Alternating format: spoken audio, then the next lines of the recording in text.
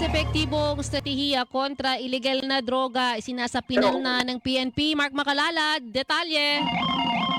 Malapit nang matapos ng Philippine National Police Drug Enforcement Group ang bagong anti-drug strategy na layong mapaigting ang kahusayan sa operasyon, intelligence gathering at pakikipag-ugnayan sa mga komunidad ng mga pulis.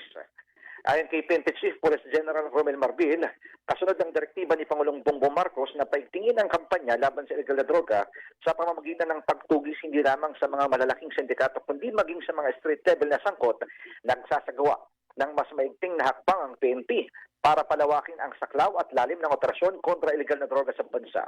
Sa ngayon, sinasapinal na ni bagong talagang officer in charge ng PDEC na si Police Brigadier General Jason Capoy ang kanyang panukalang anti-drug strategy na isusumite naman sa mga susunod na araw.